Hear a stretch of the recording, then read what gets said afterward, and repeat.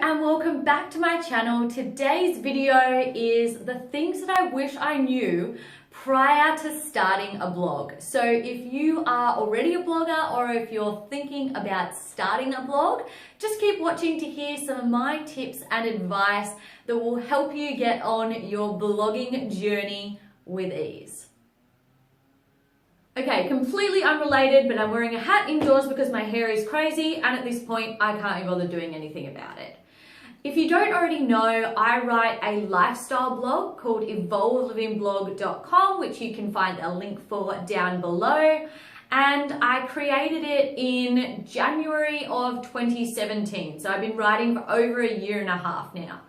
It's certainly one of my passions. It's not something that I do full time, but it's something that sparks joy within me and acts as a bit of a catharsis. But there are a number of things that I wish I had have known before I created my blog. The first thing that I wish I knew is that people judge a book by its cover. Even though it's what's on the inside that counts, it's those first impressions that will either get people to look at your blog, take notice, and stick around, or they will take a second glance and they'll be off. So you need to be thinking about photos, font, and layout so that it's user-friendly, but also that it's aesthetically pleasing and enticing. So one thing that I suggest doing is go and look at a variety of blogs and websites that you like.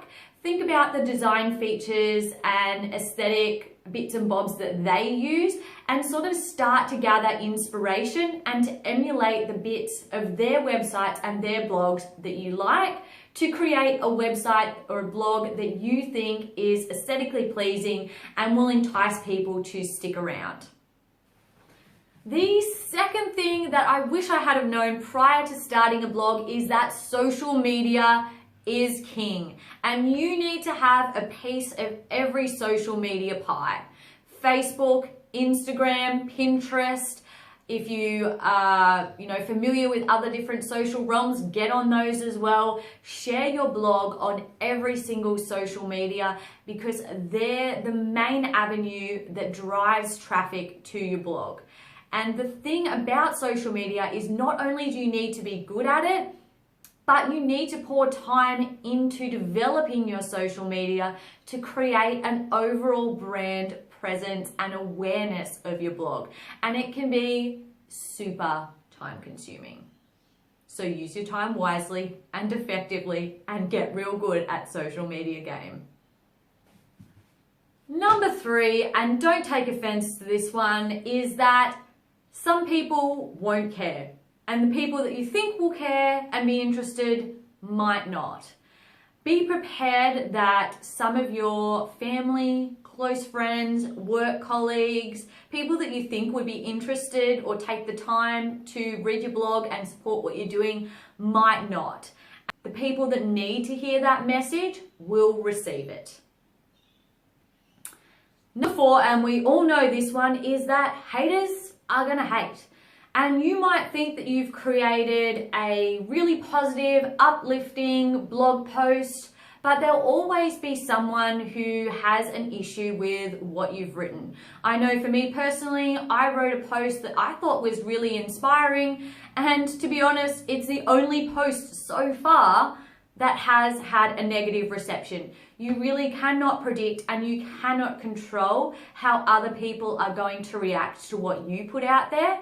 As long as you're putting stuff out there with really good intentions and a really great heart, that's all that matters. So don't stress on the haters.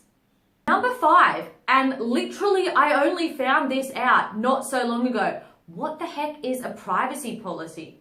Disclosure, disclaimer, terms of conditions? What are these things? I didn't even realize, but apparently they're meant to be on your blog.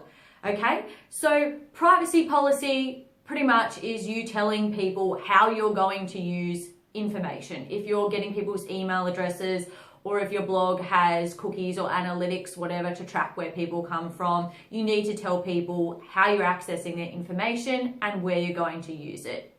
A disclaimer policy or disclosure is basically you saying if you're getting paid for any posts, putting it out there if there's any advertising, making sure you're disclosing any sort of form of compensation that you're receiving for a post. And the last one is a terms and conditions. Basically is you saying, hey guys, I'm giving you some information.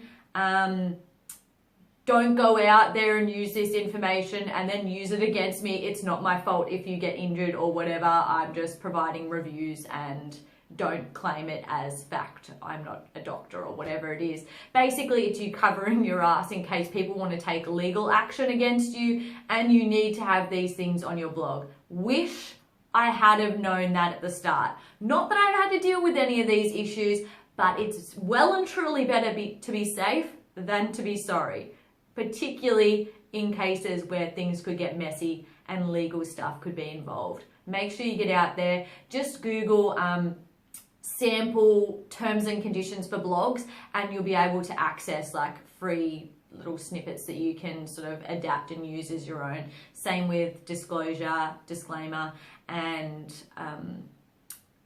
the privacy policy as well. So it's all out there. You can get samples and whatever, so don't stress about that one. Number 6 is thinking, what do you want to get out of the blog? And I think that's probably one of the first things that you need to do. You need to have some sort of goal. And to be completely honest, when I started my blog, I had a goal. It was purely personal. It was purely cathartic, stress reducing, whatever. And then as time has progressed, my goal has kind of evolved. So I think that if you're sort of constantly in that state of reassessing and reevaluating, what do you want to get out of your blog? Where do you see it going? How is it going to fit into your lifestyle? Because your life will change and your expectations might change. So just making sure that you're keeping that in the back of your mind so that you always know where you're going and you're using your time, blogging effectively.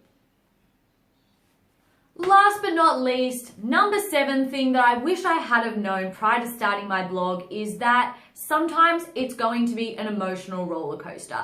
Sometimes there are going to be points where you're super enthusiastic, super inspired, you've got lots of content ideas, and other points in time, your life might just be stressful. You might have a lot of things on. You might be feeling uncreative, uninspired, unmotivated, and either situation is completely fine. And you can use both of those situations as ideas and content and inspiration for what you're writing. And don't be afraid of those moments where you don't feel like you've got anything worthwhile to offer, or you're tired, or you just can't see any point in blogging. Know that those times will not last forever.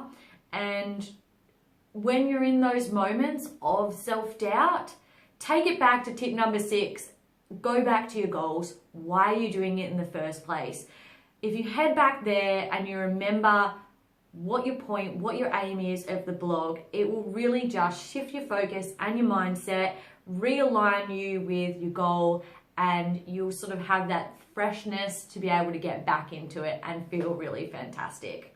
So I hope these 7 tips of what I wish I knew prior to blogging are helpful to you. If you have something that you've learned that's been really helpful in propelling your blogging journey, make sure you leave it in the comments down below. And I hope you have a fantastic day, everyone. I'll see you all in my next video. Bye.